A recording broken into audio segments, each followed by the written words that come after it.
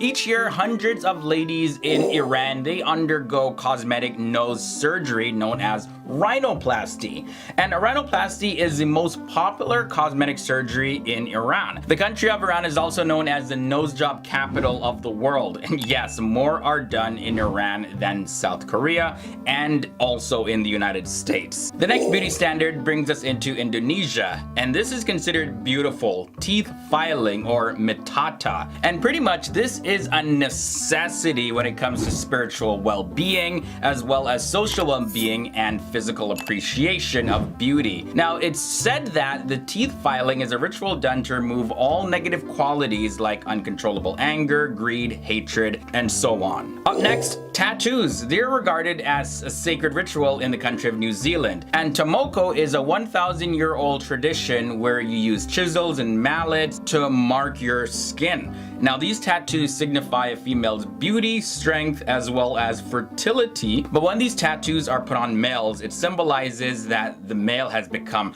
a man and now he's ready to take on responsibilities. Now, people in the country of Mauritania, they like ladies who are really plus size. So young women are commonly force-fed, but beyond just being force-fed, a lot of them go to like extreme ways of gaining weight, like using drugs to really start to stimulate their appetite so they can keep on eating. And the bigger you get, the more attractive you are. Now, have you ever heard of the term yaiba? Well, Japanese men love the yaiba smile on women. Yaiba, which translates literally as double tooth, really is a dental procedure where your upper canine teeth, they're actually capped either permanently or temporarily, and it gives the look of you having fangs. Now, this trend was made popular by the Japanese pop group AKB48. You'll find that in anime as well, the fanged teeth. So beginning as early as the age of 4, Kayan ladies in northern Thailand and Myanmar put brass coils around their necks, and they add more coils over the years to get accustomed to that feeling by the time they become adults. Now, these rings can weigh up to 25 pounds, and at first glance you may be like, ouch, this looks painful stretching your neck like this. However, the rings only make the woman's neck appear longer. A long neck is a sign of beauty, elegance, and wealth. I couldn't imagine my neck going like, ow.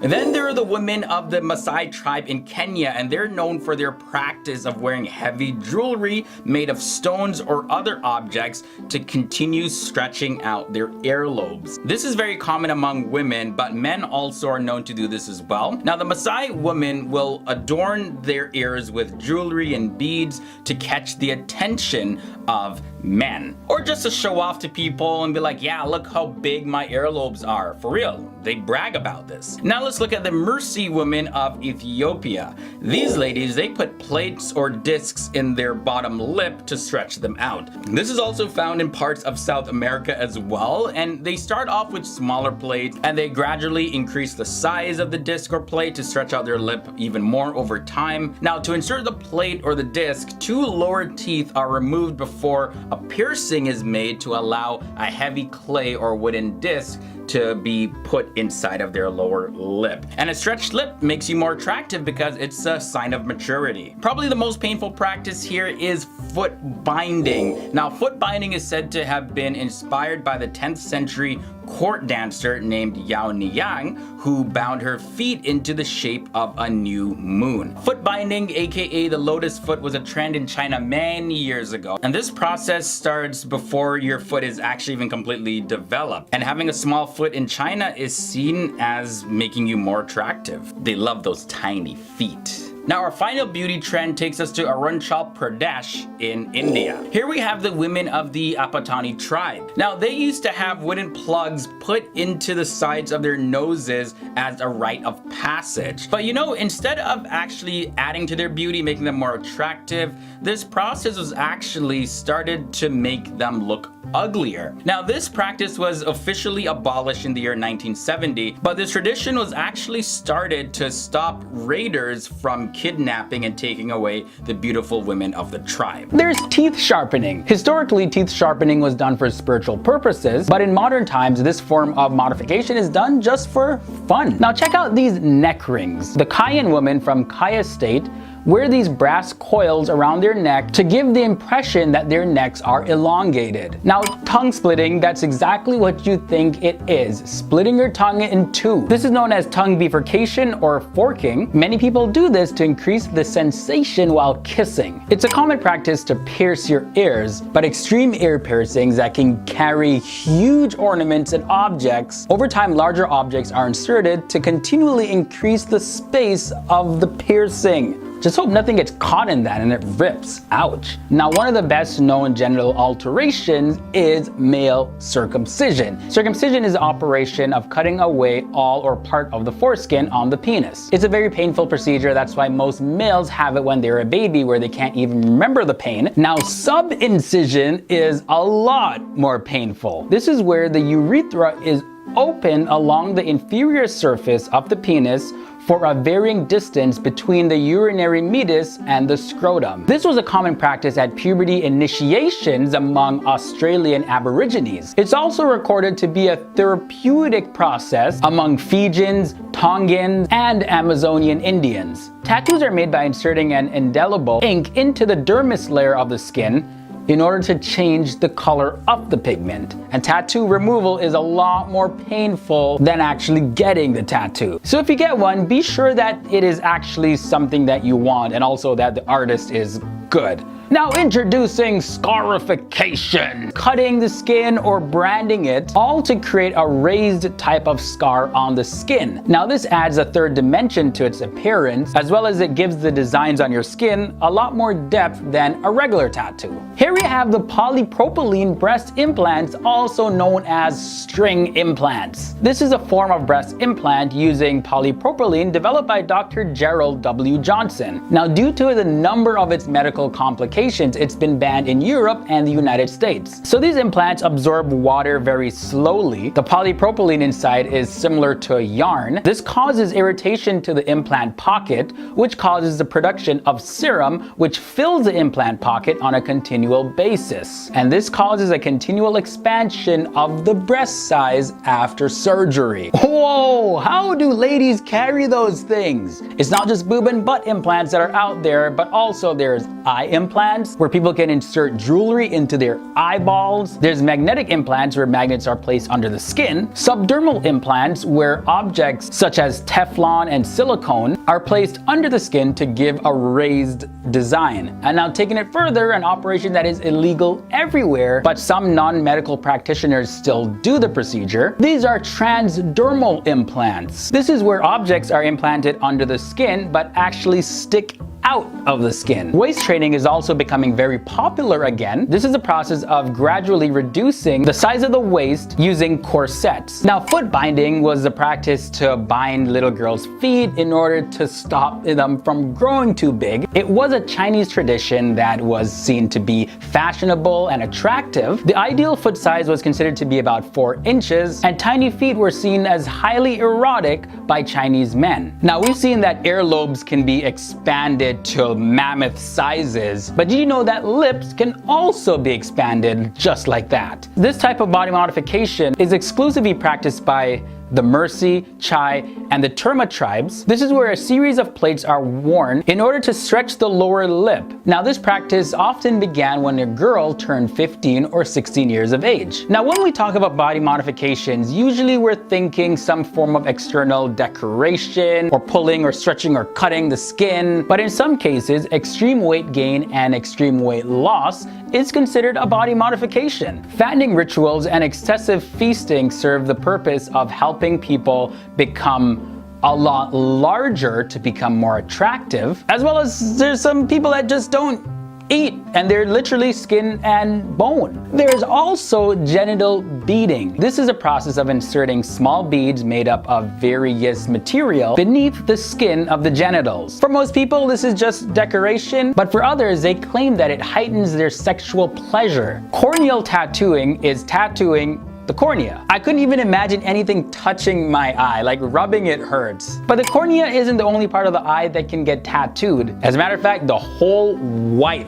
part that you see can be tattooed. Some people tattoo just parts of the eyeball, while others choose to change the color completely. And this is permanent. Try removing that if you change your mind. This next practice comes from Canada, but it's widely practiced in Japan, the bagel head modification. This is where saline is injected into the forehead, creating a temporary swelling and distortion that looks like a donut or bagel. It goes away after a while, so you don't have to be too careful with it. Now check out these extreme piercings, not just on your earlobes, but in your face and other parts of the body. Elfing now is a painful yet cute body modification, which is meant to give the human ears the appearance of an elf or a Vulcan. You see, ladies, you could be the real-life Princess Zelda. You just gotta learn how to use magical powers. Starting off with number 10, we have the Scientology e-meter. So an e-meter is an electrical device of the Church of Scientology, and it's used as an aid by Dianetics and Scientology counselors in some forms of auditing, which is the use of the techniques of Dianetics and Scientology to someone else or to yourself to deal with spiritual matters. And the e-meter sessions are conducted by church employees known as auditors, and the individuals hold a pair of cans connected to the meter while the auditor asks them a series of questions and makes a note of their answers as well as what the e-meter does in response. Now, going back to the year 1971, there was a ruling of the United States District Court that stated this, and I quote, "The e-meter has no proven usefulness in diagnosis, treatment, or prevention of any disease, nor is it medically or scientifically capable of improving any bodily function." But hey, maybe there is something more to it that non-Scientologists just don't know about yet. Either way, it's definitely seen as something that is a weird religious practice. From there, we move on to number 9. We have the Mormon temple garments. In some denominations of the Church of Latter-day Saints, the temple garments is a set of sacred undergarments worn by adult followers who have taken part in a ritual ceremony known as the washing and anointing ordinance. According to general accepted Mormon doctrine, and by the way, the Church of Jesus Christ of Latter-day Saints and the Mormon Church, they are used synonymously. So just don't want to confuse anybody. Okay, so back to what I was saying, right? The general accepted Mormon doctrine is that the marks in the garments are sacred symbols.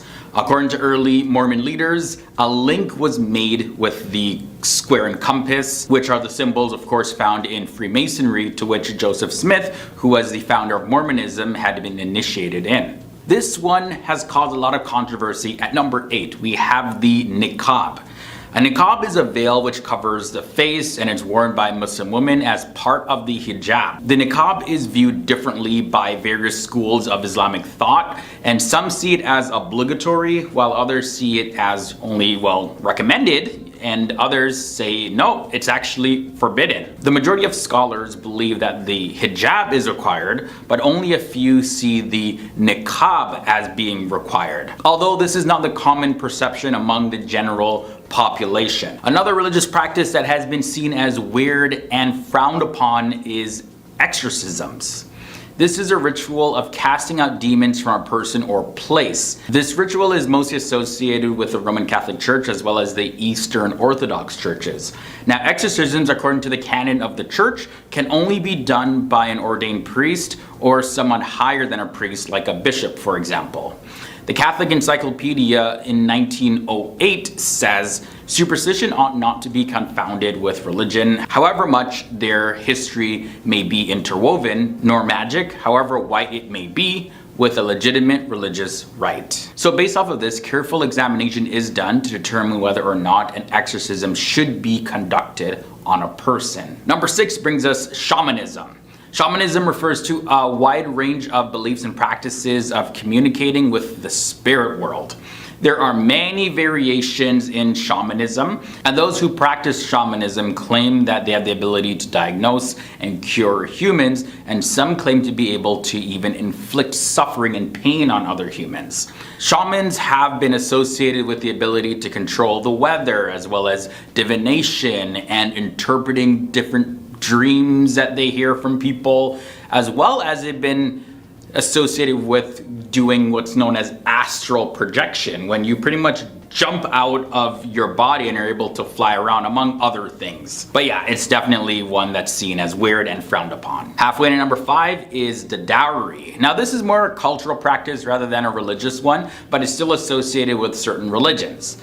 The dowry practice most popularly exists across India, and as consumerism and wealth increases in India, the dowry demands have grown. In rural areas, for example, families often sell their land holdings, and in poor urban areas, sometimes they sell their houses. While it gives a financial boost to a woman and her family when they're starting off their marriage, it at the same time also puts the man and his family at a great disadvantage, especially if it's abused, and it's been happening quite often, the abuse of the dowry system. So you can see why a lot of people look at it as weird and frown on it. Digambaras comes up next. Now this is one of the 2 main branches of Jainism. Senior Digambar monks wear no clothes at all, and they do not consider themselves to be naked. They are wearing the environment, according to them. Digambaras, they believe that this practice represents a refusal to give in to the body's demands for comfort and private property. Only extreme Digambaras, though, give up their clothes, those that choose to live in isolation and all of that. They only have 2 possessions, a peacock feather broom and a water gourd. Number 3 brings us the Jewish Kaparet. Kaparet is a traditional Jewish religious ritual that takes place around the time of the high holidays. Now it is performed by holding a live chicken by the shoulders and moving around one's head 3 times. And this is to symbolically transfer one's sins to the chicken. Okay? So the chicken is then slaughtered and donated to the poor to be cooked and eaten. The ritual begins with the reading of the book of Psalms chapter 107 verses 17 to 20, and then the book of Job chapter 33 verses 23 to 24 from the Bible. In response to the mistreatment of chickens that have actually occurred because of this ritual, well, animal rights organizations, they have begun to protest public observances of Kaparet. Baptism of the dead comes in at number 2. This is a religious practice of baptizing a living person on behalf of an individual who has already passed away. The living person is acting as the deceased person's proxy. Now, it's been practiced since 1840 in the Church of Jesus Christ of Latter-day Saints, or the Mormon Church, where it's also called temple baptism because it's performed only in dedicated temples. In the practice, the person who has passed away must be the same gender as the proxy, and it's based on the belief that baptism is required to enter the kingdom of God. Now, the weird religious practice that has been frowned upon by many people, at number 1 is no blood transfusions. And this is a fundamental doctrine of the Jehovah's Witness. They teach that the Bible prohibits consumption, storage, and transfusion of blood, including in cases of emergency. Now, although this is accepted by the majority of Jehovah's Witnesses, some actually do not fully back this doctrine, and they opt in for blood transfusions, especially if it's a life or death situation. In the year 1964, Jehovah's Witnesses were prohibited from obtaining transfusions for pets, from using fertilizer containing blood, and were also even encouraged to write to dog food manufacturers just to verify if their products didn't have any blood in them. And then later that year, Jehovah's Witness doctors and nurses, they were instructed to withhold any blood transfusions from fellow Jehovah's Witnesses. Now, when it came to administering transfusions to non-Jehovah's Witness members, well, they stated that such a decision is, quote, left to the Christian doctor's own conscience. So the Rastafari people believe that the Ethiopian king Haile Selassie is the god of all. The aim of the Rastafarian religious movement is to restore the fire in African identity, which suffered because of the forces of colonialism. One of the most famous Rastafarians was Bob Marley, who followed the principles of the Rastafarian lifestyle, including ritual use of marijuana, avoiding alcohol, and wearing one's hair in dreadlocks. Next, we have the Agori. So the Agori is a Hindu cult who perform crude cannibalistic rituals in order to achieve the highest level of enlightenment. Followers of this cult carry a kapala, which is a cup made from a skull. They will eat anything from rotten food to animal poop. An Agori named Kinaram is responsible for these beliefs. They believe he is the reincarnation of Lord Shiva. Then we have Realism. So Realism was founded by the former race car driver Claude Vorilhon, now known as Rael, and that was back in 1974. This church follows the beliefs that Rael was captured by aliens and taken to the planet of Elohim, where he spent time with Jesus, Buddha, Joseph Smith, who was the founder of Mormonism, as well as Confucius. Aliens informed Rael that they created humans in their lab 25,000 years ago and will be revisiting again in Jerusalem in the year 2025. So it's 2018 now, so we're getting pretty close. Let's just see what happens in the year 2025. Okay, so the next religion is the Nation of Yahweh. Founded in Miami, the Nation of Yahweh is a religion that believes blacks are the true Jews and belong in Israel. As for the white Jews who live there, they are considered as white devils and are to be vanquished.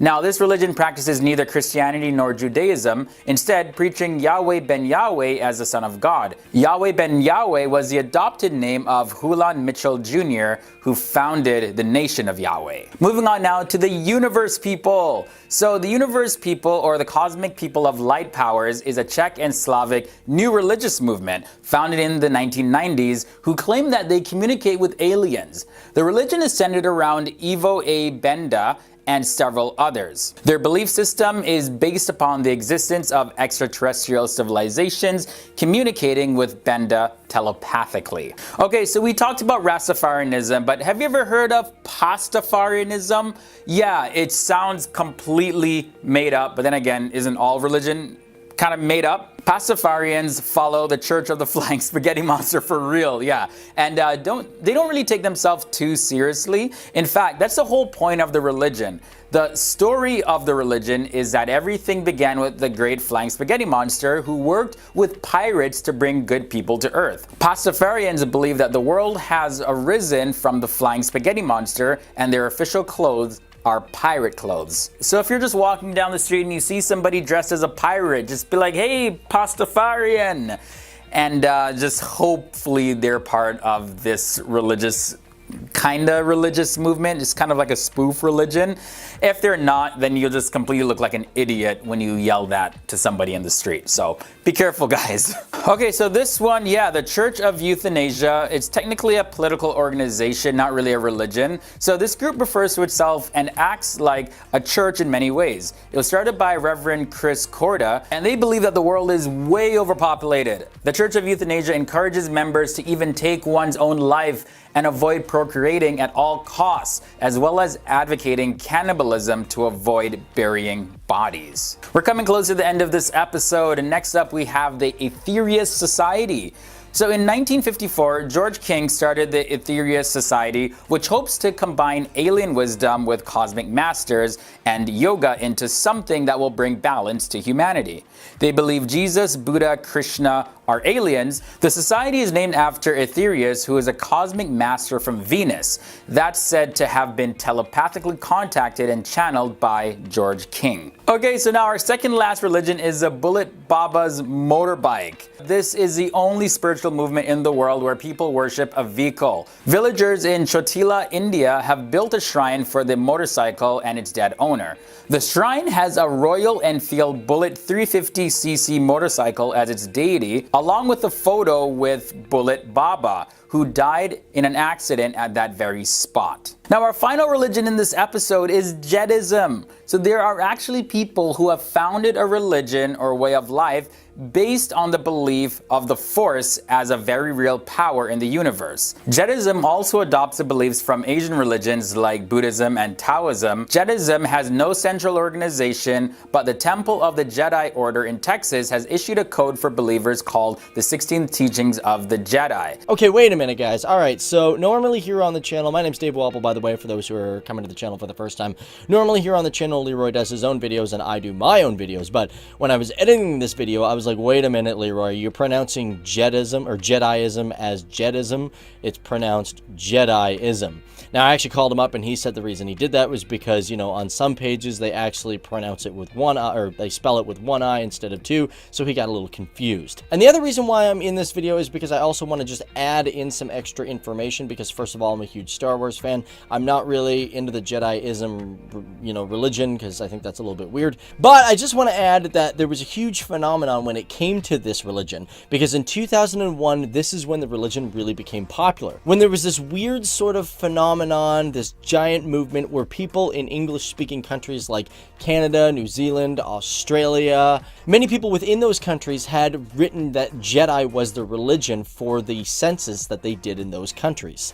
For example, in the UK, there was approximately 390,000 people who wrote down that Jediism was their official religion, which actually made it the 4th highest religion in the entire country. Because in 2001, in the UK, 70% of people identified as Christian, 16% identified as non-religious, while 7.8% chose not to respond. But the Muslim religion came at 3.1%, and Hinduism came at 2.1%, and Jediism came in at 0.7%. Also, as for the church in Texas, they, by 2015, got tax exemption by the IRS. So, there you go. There's just some extra cool facts about this religion that I just want to share with you. At number 10, we have Forex trading. There is no question that currency exchange is permissible in Islam as long as there is no interest charges added both ways and that the exchanger has a valid reason to anticipate a probable profit based upon any analysis that they've done rather than just relying on strictly gambling. It's reported that the Prophet Muhammad in the Hadith said these words: gold for gold, silver for silver, wheat for wheat, barley for barley, dates for dates, salt for salt, like for like, same for same, hand to hand. If the types are different, then sell however you like, so long as it is hand to hand. At number 9, we have the halal thing of marrying up to 4 women in Islam. Traditional Sunni and Shia Islamic marital jurisprudence allow Muslim men to be married to multiple women, which is a practice known as polygamy and polygamy. And this total is up to having 4 of these partners at a time. Why does Islam allow men to marry 4 wives? What is the wisdom behind it? Why? There are certain rules that needs to be applied for this to happen, but it is still considered halal. In the Quran, Surah 4, verses 3, it says the following: and if you fear that you will not deal justly with the orphan girls, then marry those that please you of other women, 2 or 3 or 4. But if you fear that you will not be just, then marry only one or those your right hand possesses. That is more suitable, that you may not incline to injustice. Number 1, Islam was not the first religion who came up with the idea of having more than one wife. All these great messengers, the prophets of Allah, they had more than one wife. They said for every 16 girls, there's one boy that is born. Islam says no. These women, they have rights to be loved, to be wives, to have children, and so on. And now that kind of leads us into number 8, and that is marrying a non-Muslim. Islamic marriage rules between Muslim men and non-Muslim women are regulated by Islamic principles. There are some restrictions, though, to whom a Muslim can marry, specifically a Muslim man. According to the Quran, Surah 5, verses 5, it says this: this day all good foods have been made lawful, and the food of those who were given the scripture is lawful for you, and your food is lawful for them. And lawful in marriage are chaste women from among the believers and chaste women from among those who were given the scripture before you, when you have given them their due compensation, desiring chastity, not unlawful sexual intercourse, or taking secret lovers. And whoever denies the faith, his work has become worthless, and he in the hereafter will be among the losers. Partying comes in at number 7. It is okay to have parties. In Islam, having a good time and relationships with relatives and friends, it's actually an obligation even if that relative isn't a Muslim. So therefore, having gatherings with friends and families and parties and all of that, it's actually recommended, as long as you keep in mind that these certain gatherings should not have any sort of gossip or, you know, things that humiliate other people, or the use of bad words, or other things that are prohibited in Islam. Let's talk about beautifying for your husband or wife next. chaste. Both men and women are at certain times required to appear in the way that looks pleasant for their life partner, especially when they're alone in their private moments. It is considered to be a great merit for a woman to put on her makeup, wear jewelry and perfume to really charm and please her husband, and it's also a great merit for a man to keep himself well groomed, well dressed, and all of that in a way to gratify his wife. But the Quran does put some guidelines to this, and that is found in Surah 24 verses 31, and that says, "And tell the believing women to reduce some of their vision and guard their private parts and not expose their adornment except that which necessarily appears thereof, and to wrap a portion of their head covers over their chests, and do not expose their adornment except to their husbands." Then the Quran does go on to list certain close relatives who a woman can be seen beautified in the presence of. Next up at number 5, we're going to look at traveling and camping. Now the Prophet Muhammad has been recorded to have said these words: "Travel so that you stay fine and healthy." So going out in nature and parks and camping grounds, even traveling far distances in other cities and spending time overnight in nature actually can really help change your mood. There's a lot of lessons that you can learn out in nature, as well as it can help strengthen a believer's relationship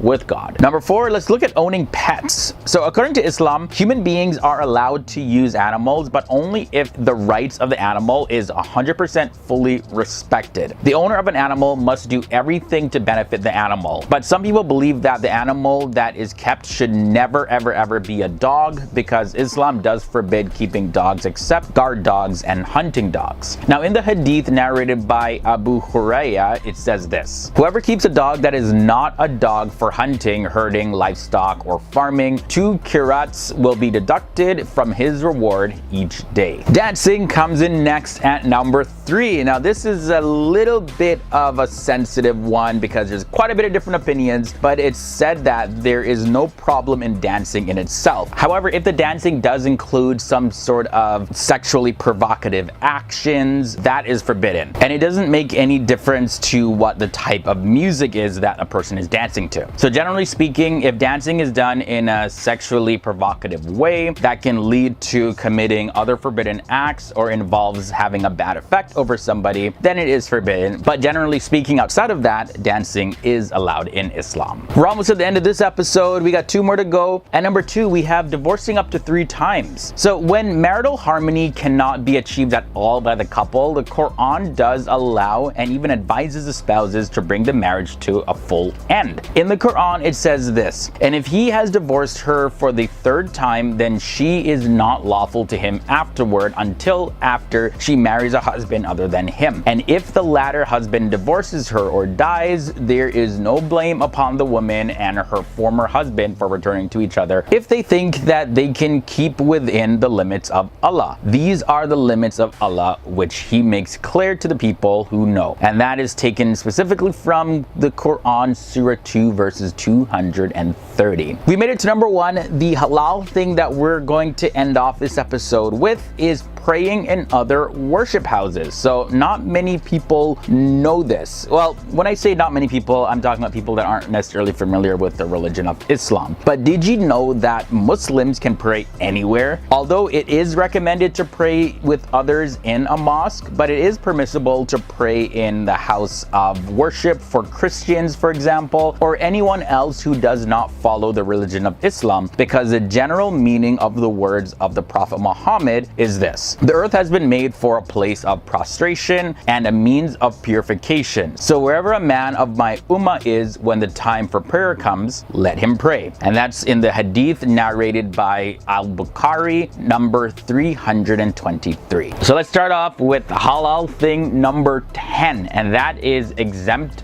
from fasting. This is something that is permissible. Fasting during the month of Ramadan is mandatory for all healthy adult Muslims. However, children who have not reached the age of puberty, as well as the elderly folk and those who are physically or mentally incapable of fasting, as well as pregnant women and breastfeeding mothers, and also even travelers, are permitted not to fast. And this is supported in the Quran, Surah 2 verses 185, that says, "The month of Ramadan is that in which was revealed the Quran, a guidance for the people and clear proofs of guidance and criterion. So whoever sights the new moon of the month, let him fast, and whoever is ill or on a journey, then an equal number of other days. Allah intends for you ease and does not intend for you hardship, and wants for you to complete the period and to glorify Allah for that to which He has guided you, and perhaps you will be grateful. Number 9 has to do with praying. Did you know it is permissible for the travelers to shorten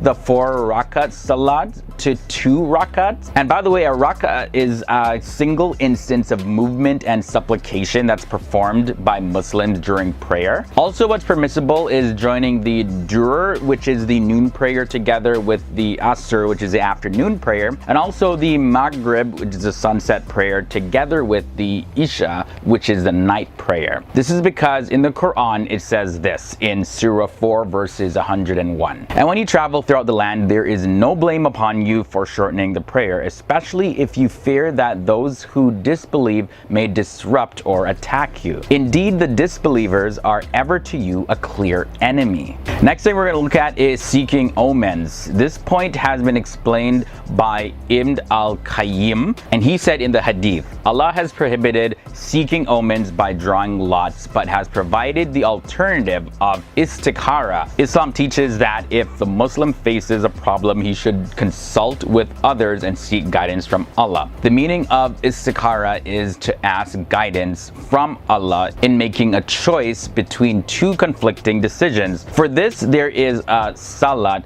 and a dua, which is a supplication for seeking Allah's guidance. So again, it is permissible if the omen that you're seeking is seeking guidance from others and also guidance from Allah. But like we mentioned in our haram series, you can't go to people like witch doctors and psychics, things like that. No. Next up, let's talk about food. Islam is not oblivious to the pressures of life. It permits Muslims in need to eat a prohibited food in certain quantities that are enough to save their life. And the Quran, Surah 2 verses 173, it speaks about this, and it says, He has only forbidden to you dead animals, blood, the flesh of swine, and that which has been dedicated to other than Allah. But whoever is forced by necessity, neither desiring it nor transgressing its limit, there is no sin upon him. Indeed, Allah is forgiving and merciful. Let's also look at dead animals. There is some permissibility when it comes to them. Islamic law has exempted fish and whales and other sea creatures from the category of dead animals. When the Prophet Muhammad was asked about the sea, he replied, its water is pure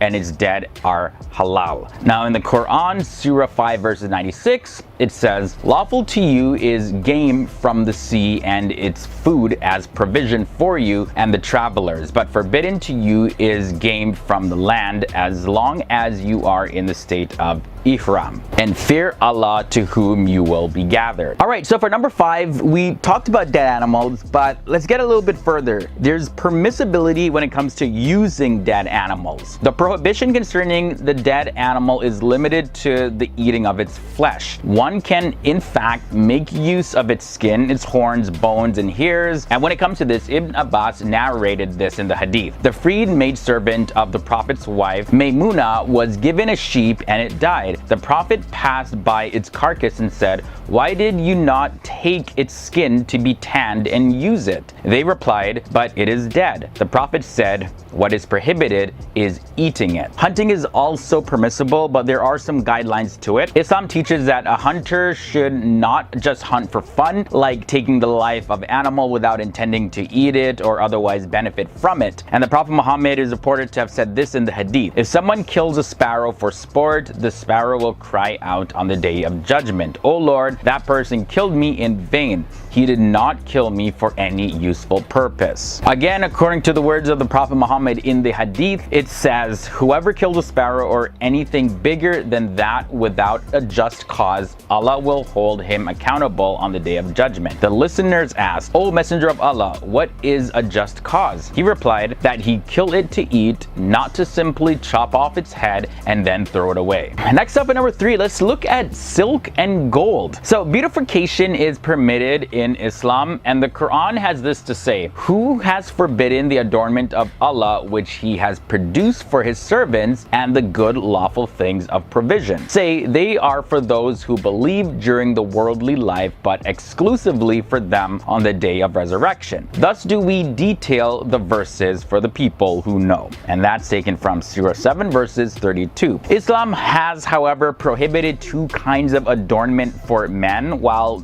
also permitting them to women. And these are the use of gold and gold ornaments, as well as the second is clothing made of pure silk. In the hadith, it's reported that the Prophet took some silk in his right hand and some gold in his left, declaring, "These 2 are haram for the males among my followers." It's also very halal to live luxuriously. Muslims are free to adorn their house with various kinds of flowers and fabrics and other permitted objects. Muslims are also free to desire beauty in their home as well as elegance in their clothing and appearance. In the hadith, it's recorded that the Prophet Muhammad said these words, "Anyone who has an atom of pride in his heart will not enter the garden." A man then asked, "What about the one who likes to wear a handsome robe and good shoes?" The Prophet replied, "Surely Allah is beautiful and loves beauty." So it's permitted to definitely look presentable and beautify your home, beautify your dress and everything, but just as long as it doesn't lead to vanity, where now you put yourself above others and put other people down because of your appearance and all the good luxurious things that you have. And finally, at number 1, we have toys. This is something that I wondered about too, but toys such as dolls in the form of humans and animals, they fall in the permissible category. In the hadith narrated by the Prophet's wife Aisha, this is what it says, "I used to play with dolls in the house of the Messenger of Allah, and my friends would come over to play with me. They would hide when they saw the Messenger of Allah approaching, but he was in fact very happy to see them with me, and so we played together." In another hadith, Aisha also reported,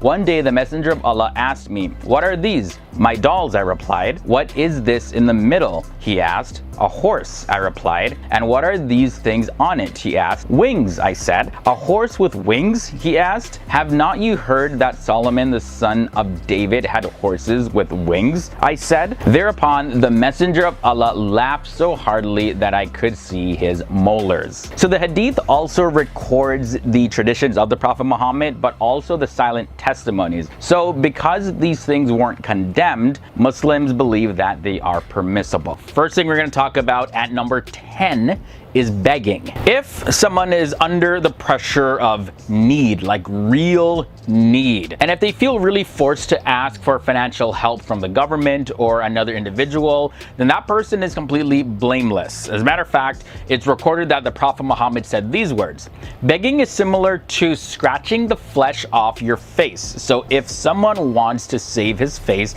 he shall avoid it, except for asking from the ruler or asking in case of dire need." Number 9 is earning through agriculture. This is something that's really encouraged in Islam. In the Quran, while referring to his bounties as well as favors to humans, there's a passage that mentions Allah's principles required for the pursuit of agriculture. Muslims believe that God has spread out the earth and made it very suitable to be fertile for cultivation and production, and that this is a bounty to human beings which they ought to recall and to be thankful for. Over in the Quran, Surah 71 verses 19 to 20, it says, "And Allah has made for you the earth an expanse, that you may follow therein roads of passage." Painting comes in at number 8. This relates to a question that many people have. So just like drawing, painting, or photography, they're either prohibited or disapproved, depending on what comes closest to the spirit of Islamic law. Of course, their subject matter shouldn't be anything sexually provocative, and also these things shouldn't contain someone that is considered sacred, like the prophets, for example. Next up at number 7, we have trade. The Prophet Muhammad, by his words and deeds, he laid out the rules for trade, encouraging Muslims to engage in it. Among some of these sayings are as follows: An honest and trustworthy merchant will be with the martyrs on the day of resurrection. Also, Islam does provide a huge opportunity for international trade every single year. Like the annual Hajj season brings together at one place millions of different Muslims from all around the world. And over in the Quran, Surah 22 verses 27 to 28, it says, "And proclaim to the people the Hajj pilgrimage. They will come to you on foot and on every lean camel. They will come from every distant pass that they may witness benefits for themselves and mention the name of Allah on known days over what He has provided for them of sacrificial animals. So eat of them and feed the miserable and poor." Next up, we're looking at employment at number 6. Muslims, they are free to seek employment in all manner of different offices of government and different organizations, as well as working for individuals and entrepreneurs, just as long as they're able to fulfill their job duties to a satisfactory level, as well as carry out their Muslim obligations. However, Muslims are not permitted to seek jobs that they are not fit for. If, however, a person knows that there is no one else that is really qualified like them to do a particular job except them, and that if he doesn't take the job, then public interest will be damaged or ruined altogether, then that person should come forward and step up and take on that role. The Quran actually tells the story of the prophet Joseph, where Joseph tells the ruler this. Joseph said, "Appoint me over the storehouse of the land. Indeed, I will be a knowing guardian." And that's taken from Surah 12 verses 55. So this is something that Muslims look to as an example of this. Next up at number 5, we're talking about looking at a man and woman. Now, a woman may look at a man's body apart from his awra or private parts, which is from the navel to the knee, as long as her looking at him doesn't contain any kind of lust. The Prophet let Aisha watch the Abyssinians while they were engaging in spare play in the courtyard of the Prophet's mosque. She watched their performance until she had enough and she ended off her day going to sleep. And similarly, a man is permitted to look at a woman's face and hands since they are not her private parts, just as long as this looking doesn't contain any lust, as well as there's no form of temptation that's taking over him. Next up, kind of similar to number 5, let's talk about public baths. In consideration of Islam's concerns for women covering up their private parts and not revealing themselves to the public, it is proper to cover, and the Prophet did warn Muslim women against entering public baths and even disrobing in front of other women. An exception to this, though, is made for women who suffer from some kind of illness, so that they have to take a bath that would be beneficial for them, and also for women that have given birth. Following childbirth, they say warm baths are very, very, very good, or even giving birth in a warm bath. And this is referenced in the hadith by Abdullah ibn Amr, who narrated that the Prophet Muhammad said concerning public baths that men must not enter them without a lower garment. Women are not to enter them except when sick or after childbirth. Another touchy topic, no pun intended, is masturbation. Now, the majority of scholars consider this completely haram, and Imam Malik bases his judgment on this verse. "And they who guard their private parts except from their wives or those their right hand possesses, for indeed they will not be blamed. But whoever seeks beyond that, then those are the transgressors." And that's taken from Surah 23 verses 5 to 7. He argues that the person masturbating is someone who craves something beyond that. However, according to the Hanbali school of thought, Hanbali jurists, they permit masturbation under 2 conditions only, and that is for the fear of committing fornication or adultery, and the second is not having the means to marry. Alright, what about seeing the one that you want to marry? In Islam, it is permissible for a Muslim man to see the woman to whom he intends to propose marriage before taking all the further steps so that he can enter the marriage knowing what lies ahead of him. Otherwise, if he has not seen her before the marriage, he may not find her looks to be of his liking and may regret marrying her. Al-Mughira ibn Shubha said this, I asked for a woman in marriage and Allah's messenger asked me whether I had looked at her. When I replied that I had not, he said, then look at her, for it may produce love between you. I went to her parents and informed them of the Prophet's advice. They seemed to disapprove of the idea. Their daughter heard the conversation from her room and said, if the Prophet has told you to look at me, then look. I looked at her and subsequently I married her. We're gonna end off this video talking about female consent. It is a girl's right to make the decision concerning her marriage, and her father or her guardian is not permitted at all to override any of her wishes. Now in the hadith, it's recorded that the Prophet Muhammad said these words, a woman who has been previously married has more right concerning her person than her guardian, and a virgin's consent must be asked about herself, her consent being her silence. Ibn Majah also reported this in the hadith.